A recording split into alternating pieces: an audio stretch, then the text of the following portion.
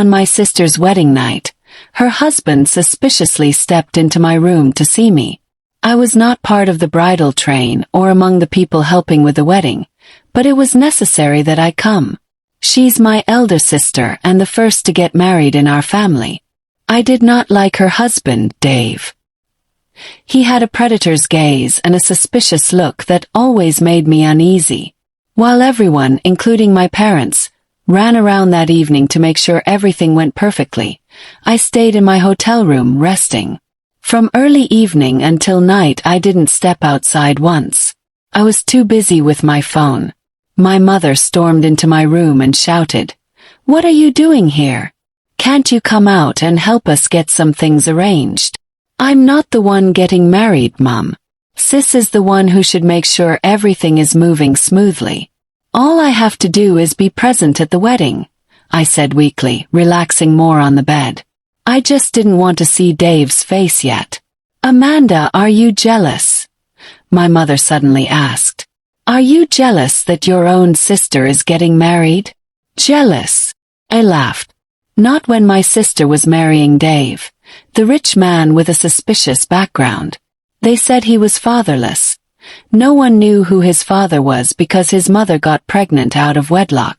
Then, when he suddenly became rich, his mother died, and rumors said he used her for rituals. Out of the blue his father returned, none other than the chief of our village. Honestly, I wasn't sure I could trust my sister's fiancé. Sudden wealth, a sudden claim to be the chief's son, and that evil aura he always carried. No matter how much my mother tried to make me leave the room and help pack things for the venue, I refused. She left, muttering something about me being suspicious. While I was still in the room, Dave stormed in without knocking. "Have you seen your sister?" he asked, breathless, panicked. I sat up on the bed and stared him in the eye. "Are you supposed to be asking me such a question?" He stood still and watched me for a long moment before saying, "It's past 8 p.m. and she's missing. Everyone in the hotel is looking for her. I don't know where she went. Everyone is searching for her, but you. Listen to me." I stepped down from the bed and moved closer. "If anything happens to my sister, you will pay," I warned. What did he mean my sister was missing? I didn't trust Dave. Although there was no evidence he was a bad man, I had this crawling feeling that he wasn't what he seemed, a disaster about to be unleashed on my family. He glared at me and stormed out of the room. That was when I became alarmed. My sister missing. I ran out and began to look everywhere for her. We searched all the rooms in the hotel, about 317, yet there was no sign of my sister. Then I hurried out of the hotel to check if she had gone to buy something, only to find people clustered in the open. I meant to rush past them since it was probably none of my business, but something drew me to the scene. Curiosity made me check. What I found there gave me chills I will never forget. Lying there was my sister, foaming at the mouth, lifeless, eyes shut. People stood and watched. I knelt slowly beside her, my fingers shaking as I touched her cold skin. She was gone. Completely gone. How did this happen? How did she end up outside the hotel, lifeless? My elder sister ended up lifeless outside the hotel on her own wedding night. At first, I couldn't believe it as I held her cold fingers, but the more I stared at her, the more the doubts slipped away. My fingers were shaking. My whole body trembled. Maybe it was all a bad dream.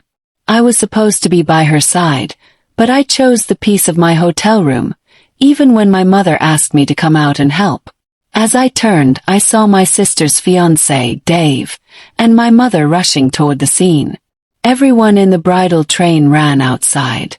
Dave pushed me aside and grabbed my sister's hand. He desperately called her name, sweating. I was too shaken to notice anything else. I only sat there, feeling both guilty that I wasn't there for her and scared. What if what happened to her came back for everyone in my family? Dave carried my sister away from the scene, yet I couldn't stand up from where I was sitting. It was my brother who helped pull me up and led me to the waiting car to take me to the hospital where they were headed. From the corner of my eye, I saw my mother wailing, shaking, and murmuring words I couldn't comprehend. Heaven knows, I prayed she wouldn't lose her mind because of this. By the time we finally got to the hospital at midnight, Dave was pacing back and forth in the reception area. His father, the chief, and his bodyguards were there. Seeing those men alone made me furious. I wanted to attack them, but I was too shaken to move. I managed to take a seat in the reception and wait. Finally, the doctor stepped outside and said the words that would echo in my head forever. "We lost her," which in my mind became, "She's dead." It resounded like, "It's your fault. If you had stayed with her, you would have protected her." I asked the doctor, "How did this happen?" with shaky lips. He said my sister had suffered a sudden attack, and they couldn't trace what caused it. Dave grabbed the doctor by the collar and yelled, "Do something. I was supposed to marry her tomorrow. We've been planning this wedding for weeks, and now when it's finally time, you're telling me you lost her." But the doctor calmly explained that my sister was brought in dead on arrival. She had died before we rushed her to the hospital. I found it very hard to accept that news. It wasn't the doctor's fault. We didn't save her in time. We had no idea if it was poison. The doctor only said it was an attack they couldn't trace. Right there, memories of my sister flooded my mind. How we played, fought, and quarreled for weeks. Realizing I would never see her again, I broke down completely. Hot tears streamed down my face as I ran and grabbed Dave by the collar. "What did you do to my sister?" I shouted, crying. I had already suspected and warned him never to hurt her. No matter how hard I tried to think otherwise, my heart screamed that he took my sister from me. My mother was wailing beside us. My father stood quietly, enduring the heartbreak, while my sister's murderer, Dave, pretended to be in pain when all of this was his fault. "How dare you accuse my son of murder?" the chief roared. Chaos erupted, but I wasn't ready to stop. I challenged the chief and threatened to deal with him and his entire family. Eventually, my brother took me home so I wouldn't cause a bigger scene. For what felt like days, I stayed under my blanket, crying and blaming myself. Would I have protected her if I had stayed with her? Kept asking. Maybe it was morning or still midnight. I didn't know. But my parents, the chief, and Dave stepped into my room. I didn't even look up until I heard what they were there to tell me. "Since your sister died, we can't abandon the wedding that's already scheduled for this morning. So we have decided that you will be the substitute wife. You have to marry Dave, my son," the chief said. My head nearly exploded with rage. "Marry who?" When I was asked to marry my sister's fiancé immediately after her death, I couldn't believe it. My elder sister had just died mysteriously. No one knew the cause of her death or how it happened, and all my parents and Dave's parents could think about was the wedding. Because they had a reputation to save. According to them, they had already made plans, spent heavily, and invited dignitaries from far and wide to grace the wedding. Most of the guests were already lodged in the hotel, waiting for the D-Day. But that wasn't enough reason to push me into marrying a man like Dave, someone I couldn't even trust. My sister had just died a night before her wedding day, and no one was even interested in finding out what caused her death. I turned to my father, the man I'd always seen as the reasonable one, and asked, "Father, did you agree with this?" He told me it was what custom demanded. He explained that the wedding had already been scheduled for that day and that it was the wise thing to do, to ensure it still happened. I wondered if there was something deeper between my family and Dave's family. How could they be so determined to see the wedding happen at the expense of their daughter's life? I pulled my mother aside and asked, "Do you realize your daughter just died?" My mother burst into tears and shook heavily. "Yes, she's my daughter. Yes, she died. But do we lose everything we've worked hard for because she died?" I was angrily confused. What exactly had they worked hard for? A marriage into a prestigious traditional family. Because Dave was rich. Before Dave even came to marry my sister, Our family was doing fine financially. So why were my parents so desperate to see him marry into our family? I couldn't understand it. I refused, firmly and loudly. I told them I would never marry Dave. My father took me aside and began begging. Please do it for your sister. Do it for the family. Why should I marry Dave? Yes. Because it was an agreement and we can't fail our side of it, my father snapped, then sighed heavily.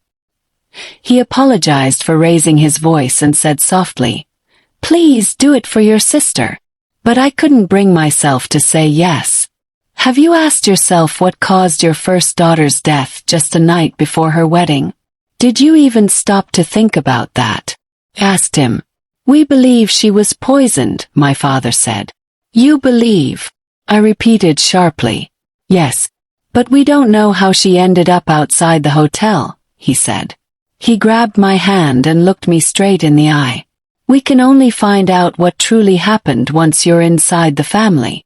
The more my father tried to convince me, the more determined I became not to be part of such a hastily arranged marriage.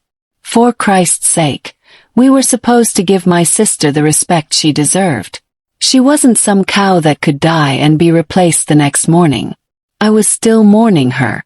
If my family couldn't mourn her properly, I would. I stepped out of the hotel and stormed into the bar to cool my head. I was suffocating, restless. Everyone in there was waiting for me to just say yes and move along with the wedding that morning.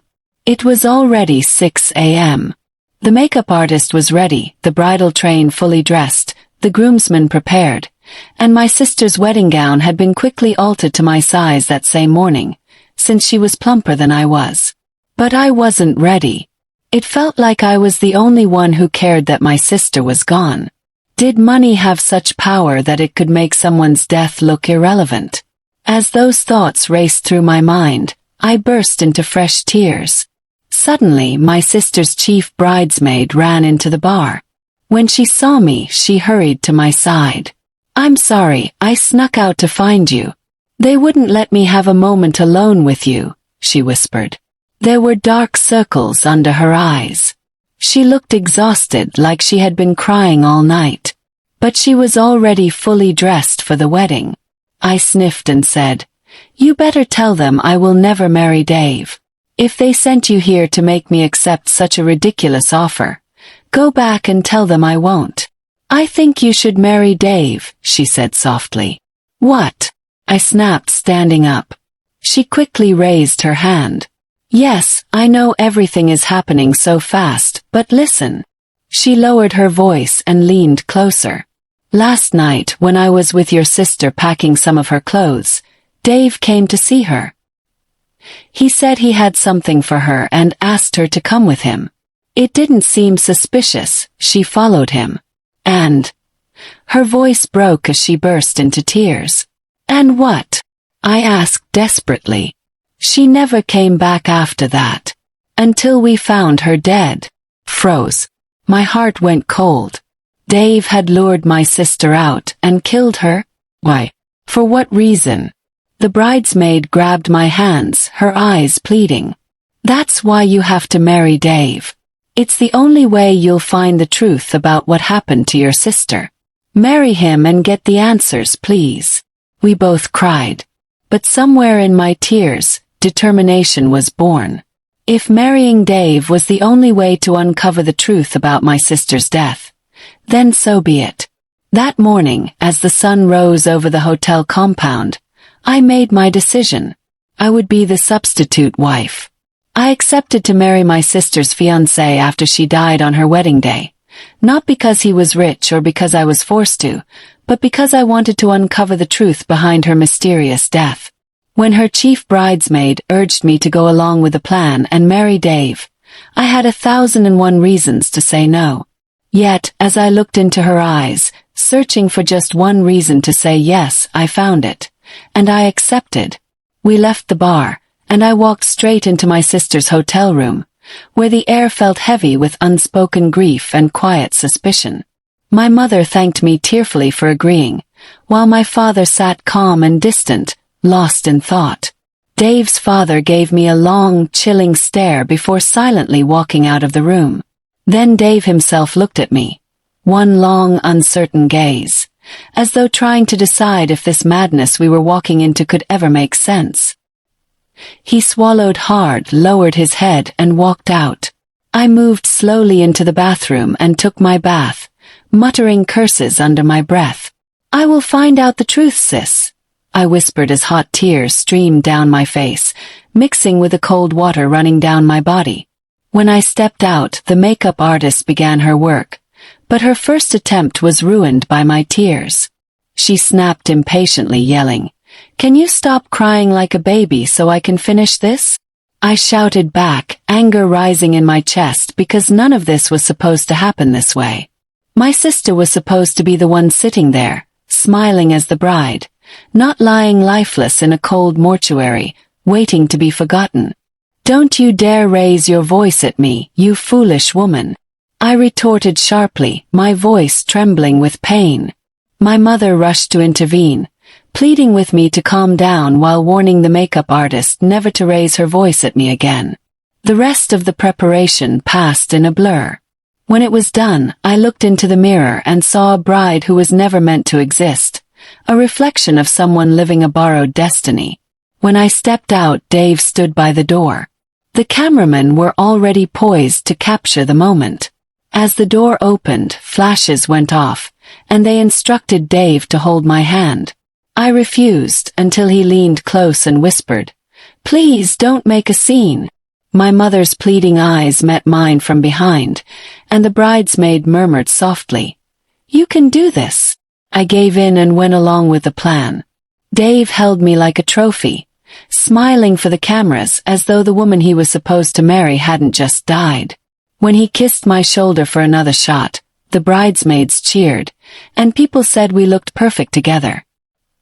He showered money on me, and though everyone rejoiced, I couldn't bring myself to smile even once.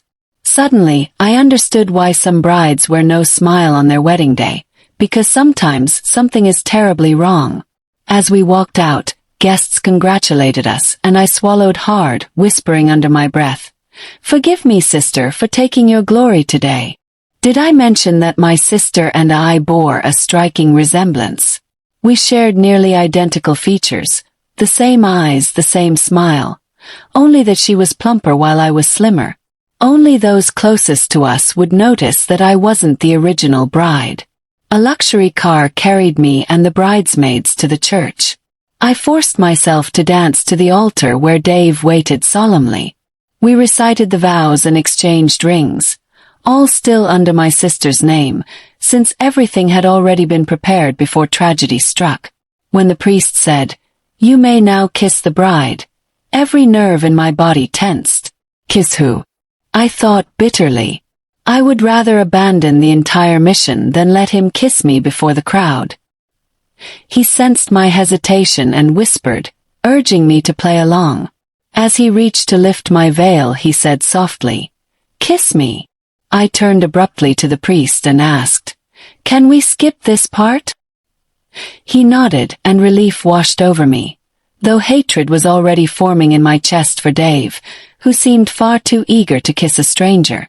Murmurs rippled through the congregation when the priest announced that the couple was too shy to kiss, then proceeded to declare us husband and wife. The reception followed swiftly. People stared, whispered, and I could feel that some of them had already pieced together the truth.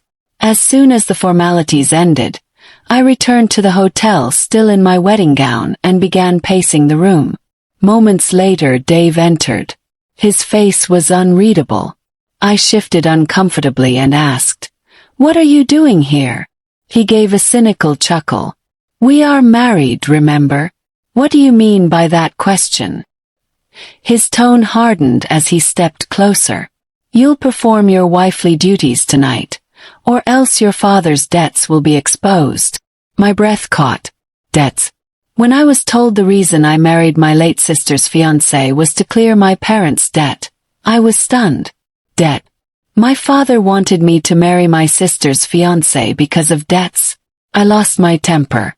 I stormed out of the hotel, brushed past Dave and went to find my father. They weren't in the suite, so still in my wedding gown I took a cab back to the church. There I found him kneeling at the altar, praying. I didn't wait for him to finish. I was too furious and too impatient. Called his name. He turned quickly. "So you wanted my sister to marry Dave just to clear your debts?" I demanded. My father's eyes widened. "Who told you that?" he asked. "Why? What kind of debt is enough to sell your daughters? One of them died, and you didn't even give her a proper burial before you replaced her. Are you here to ask for forgiveness?"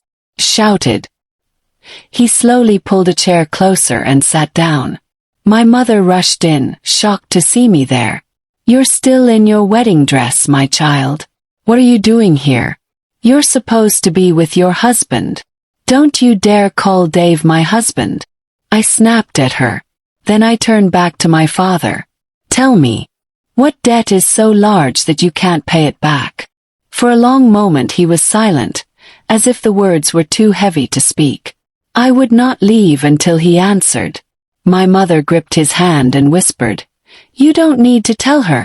Mum, don't stop him," I warned. If I was to marry a man like Dave to protect my parents, I needed to know what I was protecting them from. Finally he said quietly, "I stole from him." My heart stopped. Stole. All of this because of his theft. "What did you steal?" he asked. My mother begged him to stop, but he kept going. He could not take it back. He told the story. Years ago, when he worked as the chief's driver, he joined a crew to steal a large sum the chief had withdrawn for a village project. They got away with the money that night. He arranged with some boys to take it, then returned to work the next day as if nothing had happened.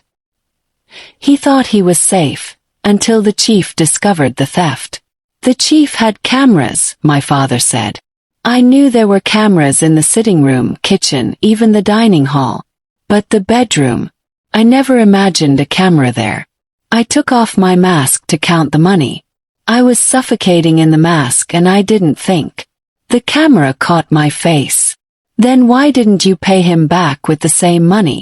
he asked. "If he had it, why not return it?" "My crew ran away with the money," he said. And the chief tripled the amount he said I owed, millions. He didn't want money. He wanted punishment. He said I should go to jail. I begged him. For old time's sake, he offered an alternative. I could repay him with one of my daughters. Felt sick. Repay him with a daughter. Echoed. He nodded. Your sister was the one he chose. He said he wanted a second wife to bear children for him. He knew your sister might refuse if she understood what it meant, so he sent his son, Dave, to marry her first, to make it seem ordinary. In his words, Dave would be her husband, but she would belong to the chief in the end. My world tilted. You sold your daughters, I screamed, lunging at him. Impossible. My father tried to explain how fear of prison and the ruin of our family had pushed him, but every word sounded like betrayal. How could a father, my father, choose this? How could he let his own flesh be used to pay a stolen debt? The church smelled of frankincense and old wood. Somewhere beyond the altar life went on as if nothing had happened. But nothing would ever be the same for me. You mean my sister was sacrificed so you could avoid prison? I whispered, voice breaking. My father could only stare at the floor. The truth thundered between us, loud and final. Outside, the wedding band was probably packing up. Inside, I stood in my wedding dress, realizing the price my family had paid, and the part one had just agreed to play. Impossible. My father had made me indirectly marry the chief to repay the money he stole, to avoid going to prison. Sounded unbelievable. How could he? When I lunged at him, I nearly tripped on my wedding gown, but I managed to grab his arm before my mother pulled me away. Please, my mother cried. She said they never wanted to drag me into the mess, but my father had already made the deal, so I had to be the replacement. You can divorce him after giving him a son. Just please. My mother begged. For a moment, I stood still, tears glistening in my eyes as I stared at the people I once called my family. Once because they no longer deserved that title. How could they sell me off like that? When you don't even know what happened to your first daughter. Cried. We are still trying to find out how she got poisoned like we suspect, my mother said softly. My father remained calm, guilt written all over his face. Unable to look at them anymore, I stormed out of the church and took a cab back to the hotel. All through the ride, I wept and prayed that I would wake up from this nightmare, that it was all just a horrible dream. When I returned to the hotel, I made my way to my suite, still struggling to accept everything I had learned. My plan was to change and run away. I would rather disappear than sacrifice myself for my father's crimes. Yes, you heard right. I would rather he went to prison for robbing the chief than sell myself to save him. But as I reached for the door handle, it opened from inside. Standing there was my sister's chief bridesmaid, the same woman who had convinced me to marry Dave after my sister's death, claiming Dave was behind it. What was she doing in my suite? Eyes met. She froze for a second, then forced a smile and hid something behind her back. From the corner of my eye, I saw Dave approaching from inside the room. A sharp chill ran through me. I grabbed the bridesmaid's arm. You were part of this. You killed my sister. I screamed, my voice breaking. Seeing her with Dave could only mean one thing. They had both been involved. I snatched her hand from behind her back and pulled it forward. She was holding an envelope. I tore it open and saw a check. The figure written on it made my heart race. What are you getting paid for? Shouted. You killed my sister. Dave rushed forward to pull me away, but I clung to her tightly. Not when I could finally see a trace of truth before my eyes. He succeeded in dragging me into the suite and snatched the check from my hand. Then he turned to the bridesmaid and barked. I'll settle you later. Why are you bent on disgracing yourself? Dave asked, his voice cold. What did you pay her for? For poisoning my sister. You cheat. Fired back. Why did you all murder her? Did she offend you by accepting to be your father's wife? He laughed bitterly. Your father told you, he mocked. Listen, I don't know what happened to your sister. I'm pained that we lost her, but you can't just accuse everyone of murder. I stood silent, thoughts racing wildly. Then Dave said, It's time to go home. Home. I repeated. I'm not going anywhere with you. He glared at me. We're married. I know the truth, Dave. Who did I marry? You or your father? He hesitated. For a moment, his arrogance melted into guilt. Then he said, It's my father your father owes. He wanted a new wife and I had to do it for him, to make him happy so I could leave the country. So what did you pay the bridesmaid for? As your stepmother I deserve to know, I said coldly, using the word deliberately to sting him.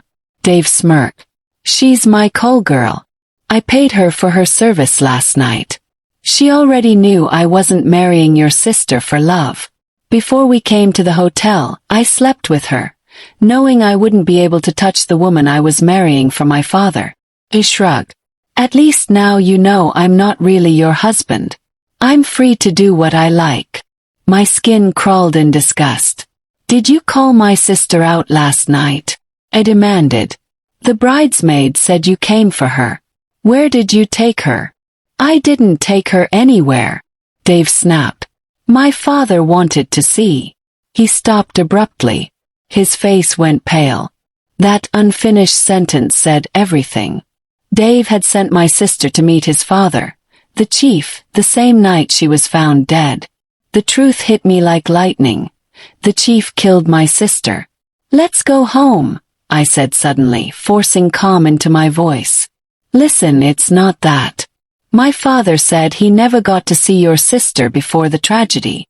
Of course, the spoiled coward was covering for his father. But I wasn't fooled. I took a deep breath and said firmly, I want to meet my real husband. Dave froze. And in that moment, I knew the next confrontation would change everything. Dave was shocked when I told him I wanted to meet his father, my real husband. He stood with his mouth open and asked if I was really okay. I told him I was fine and that I only wanted to start the process with my husband. In truth, I planned to confront the chief myself and find out the truth. A part of me doubted the plan would work, but I had no other option. I already had a lead that the chief had a hand in my sister's death. If that failed, desperate times call for desperate measures.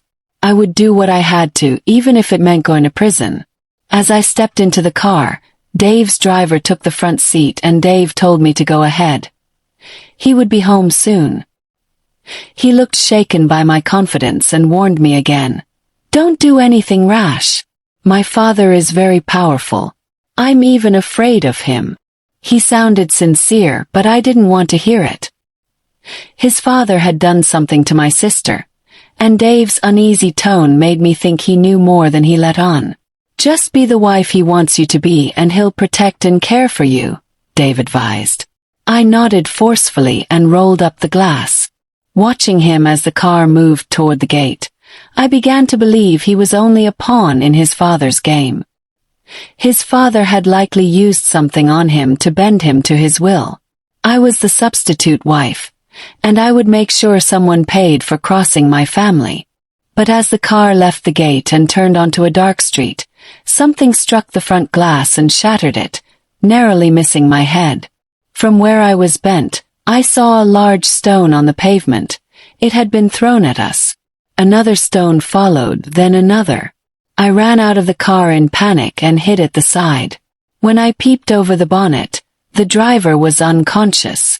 Silent tears ran down my face as I wondered who was attacking us, and if this would be how I died. Someone grabbed me from behind and pulled me up. A stranger's face filled my vision. Desperate, angry, bitter. "You are his new wife, right?" he shouted. He looked like a man who'd been broken by grief. He told me to give a message to the chief. I will bring him down. For crossing my family and taking my only brother, I will destroy him. Then he shoved me toward the car. As he turned to leave, I stopped him. He must have something against the chief too. Perhaps we could be allies. I asked what he meant. He hesitated, then the anger gave way to vulnerability. He began to cry and leaned back against the car. They brought my brother in, badly beaten, and dumped him at the refuse dump where we live, he said. He was in love with your sister. My brother planned to marry her, but she was swayed by money. She decided to marry Dave and broke my brother's heart. He came to the hotel to confront her about the pregnancy and the child, but he met the chief's men instead. He went on, voice raw. I know the chief's boys. When people explained what they looked like, I knew it was the chief and his son. They killed my brother for being in love. Why didn't they just throw him out? Why take his life? It finally dawned on me that I hadn't known my sister as well as I thought. She had been pregnant by another man and intended to cover it up by marrying Dave, for money. She had broken that young man's heart, and his death had tied into the same night my sister died. I comforted him and promised justice. He was bitter and in pain. So was I. Together our grief began to form a plan. I was piecing it together. Lies, pregnancy, robbery, 2 deaths in one night, and all fingers pointed to the chief and Dave. But I was becoming less suspicious of Dave. He seemed like a cowardly son protecting his father, not the mastermind. After getting his contact, I let the man go. I ran back to the hotel, crying. Dave followed and hurried the driver to the hospital. He was angry and asked if I had seen the face of our attackers. I hadn't. He brought me to his house and asked the workers to help me rest. But before I could settle, the chief stormed in with his boys and demanded, "Who attacked you?" I didn't answer. I pretended to be shaken. He pushed. "Don't be dumb like your sister. Did you see him?" No, I replied. He escaped. The chief gave orders, and the man whose brother had been killed was dragged into the room, badly beaten. He looked up at me and pretended not to know me. Look at him well. Was it him? The chief demanded. I said, no. Do to him as you did to his brother, the chief commanded, then turned to the guards. Check her for injuries. She must have been badly shaken from the attack. They moved the beaten man away. The chief's voice was cold and practiced. Anger hid under the surface. I felt the danger close in. Whatever justice we sought, we would have to play by the rules of men who could crush us easily. But now I had an ally who had lost a brother to the same men who had taken my sister, and that knowledge would be the spark I needed. The chief had made enemies out of men with nothing left to lose, and I would make sure their voices were heard.